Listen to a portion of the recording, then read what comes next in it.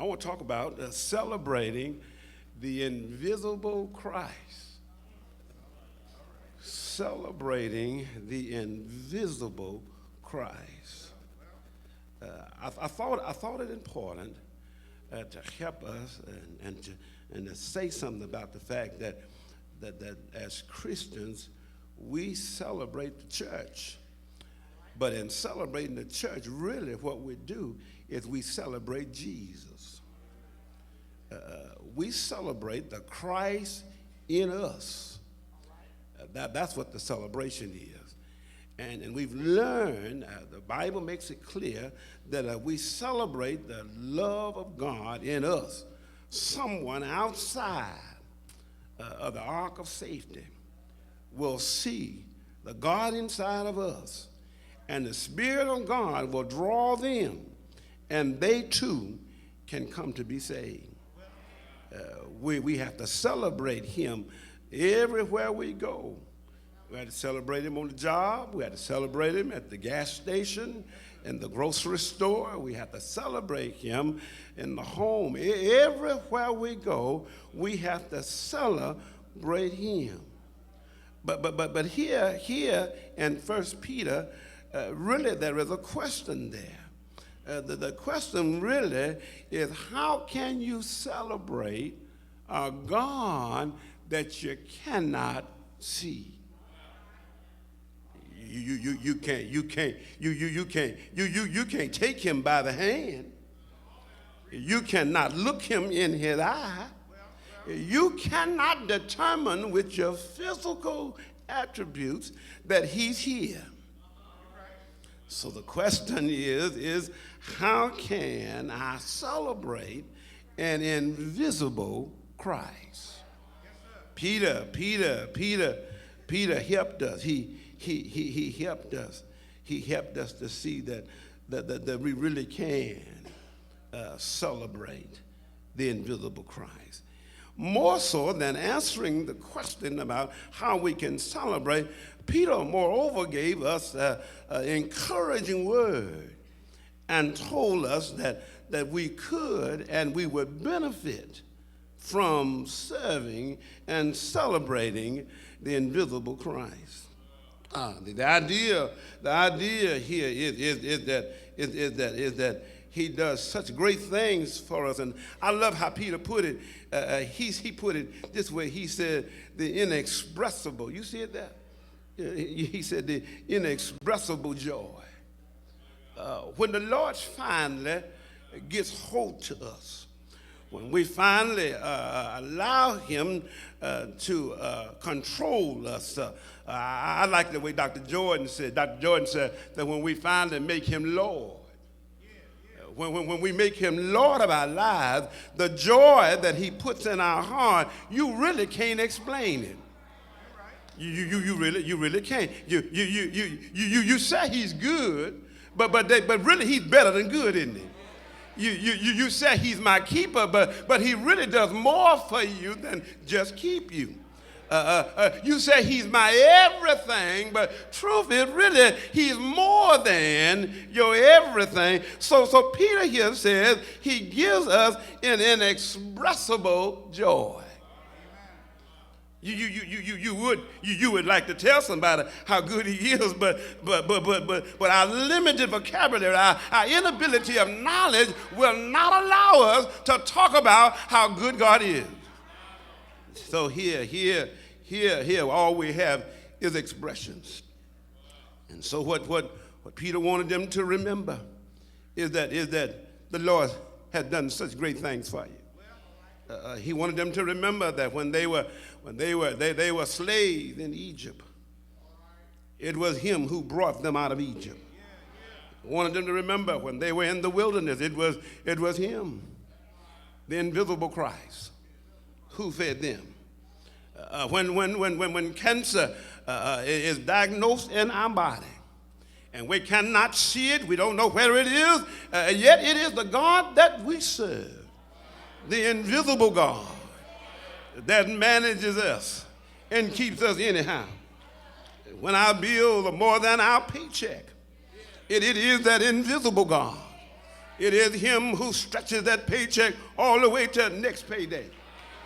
That's him who does that.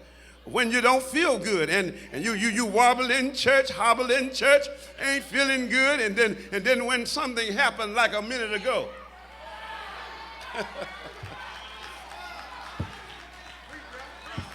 You mess around and forget you had a headache. You mess around and forget you don't feel good. Even old man Arthur had to get out the way and let you holler one time. You understand what I'm saying, though? It is that inexpressible joy that's on the inside. Peter reminded them that it was inexpressible. Let me hurry. Look at the text. Look at the text very quickly. The text gives us 5 things that's inexpressible. There it is, there in verse 8, the 8 clause there, it says that we love Christ. You see that? You see the love of Christ. You cannot explain how much he loved you. Then in 8b there, it's the believing of him. You really can't explain how he just keep giving you the ability, the power to believe him. There was a time when you pick up the Bible and read verses in the Bible and then none of it makes sense to you. And then the Spirit of the Lord indwelled you. And then the Lord spoke to your spirit. And now when you read the Lord is my shepherd, it do something on the inside to you. You see, he gives you the ability to believe in him. And then in verse 8, the C clause, the rejoicing part. He says we rejoice in Christ. Oh yeah, I saw you a minute ago rejoicing in the Lord. No, you didn't have no payday, but you just rejoiced anyhow. Yeah, nobody gave you nothing special. You just rejoiced anyhow. You see what the Lord does? He helps us to rejoice in him. And I found out you can rejoice when your pocket got lots of money, and you can rejoice when your pocket don't have any money. I found out you can rejoice when you feel good. You can rejoice when you don't feel so good. Look what he said. He said there it is in verse 9 in the 8th clause. It said, though we received salvation of our souls. I stopped by there telling you today we just got a portion of what we will get. So I'm shouting now because in the morning, in just a few more days, in the few more risings and settings of the sun, my salvation will be complete. But while I'm over here on this side, I'm going to shout a few days, cry a few days, but I'm going to keep on reminding folk of the goodness of God. And then he said again, he said, we're expressing him because he is the unseen God. And I'm glad I can't see him, y'all. I'm glad I can't hold him all to myself because somebody, if they could control God and keep him all to themselves, I may not have got any of him. I'm glad that God is bigger than that. Isn't God all right? And so I thought about it and I decided that what I need is more trusting in him. If I'm going to serve him, if I'm going to have some inexpressible joy, I need to know something about trusting God. When I thought about it, I decided to put them all together. Look at here, I can't trust him without loving him, and I can't love him without believing him. You see what I'm saying? You see, because loving him is an attraction that I have. I'm attracted to him. That makes me love him. But not only am I attracted to him, but I believe what he said. Therefore, I have faith in him. I know he said, if I'm for you, I'm more than the whole world against you. I know he said he'd never leave me, nor will he forsake me. So I decided since I can trust him and since he loved me, I may as well have some joy on the inside in the Lord. All right, that's the joy I have. I got joy. I don't know how come I got so much joy. I can be riding down down the road and my joy take over me. Water leak out of my eyes. I got joy on the inside. I can be broke, all my bills are due, but I got some joy on the inside. I can lose a loved one, have to go down to the cemetery, but I still got joy on the inside. Things can look bad, and I don't know how I'm gonna make it through, but I got some joy on the inside. I believe I joined Peter and come on and tell you it's inexpressible. I can't tell you how come I have so much joy. So I decided it's just a portion of what I will get in the Lord. All right, I'm working out my soul salvation. Every time I get in my car and get by myself, I sing to myself. I can't sing with y'all, but when I'm all by myself, I go ahead on and sing. Ain't God all right?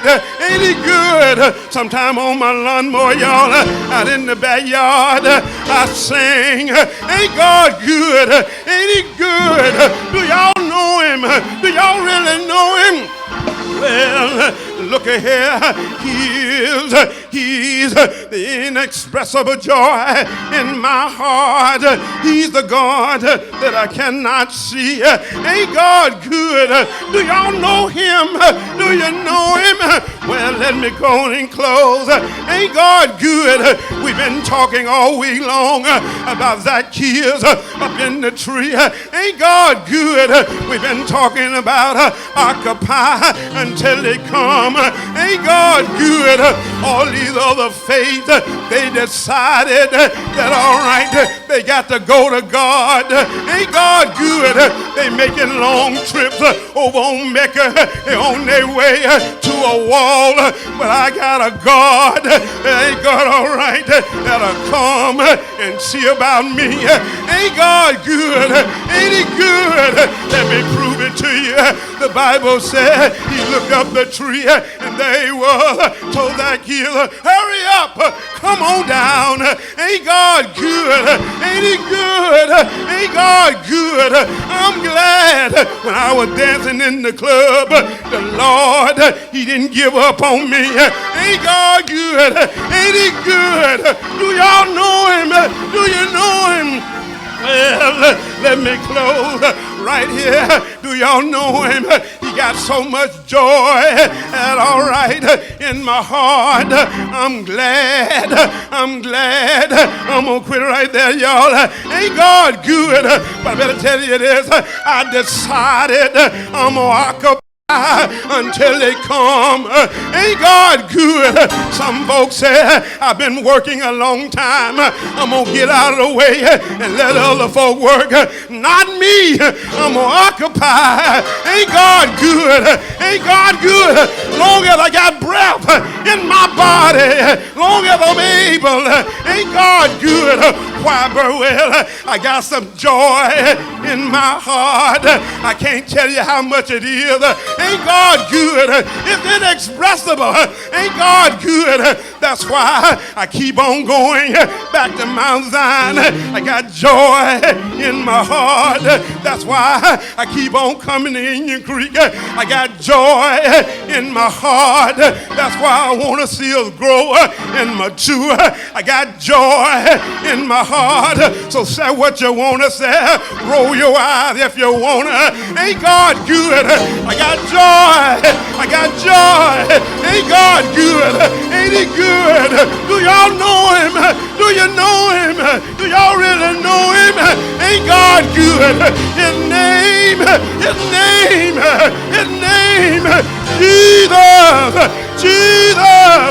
Mary's baby, I'm done. Do y'all know him? He's a lily of the valley. He's a bright and morning star. He's my everything. Do y'all know him? Do you know him? One Friday, they put nails in his hand. They stacked his feet on top of one another. They hung him high. Ain't God good? Oh, earth real and rocked. It got dark. Ain't God God good? Curtain rent from top to bottom. Ain't God good? He died. Anybody know he died? He died. Oh, he died. Didn't he die? He died. But don't worry. Don't worry. Don't worry. Right early. I wish y'all would help me. Right early. Y'all ought to help me. Early. Early. Early. Early. He got out the grave.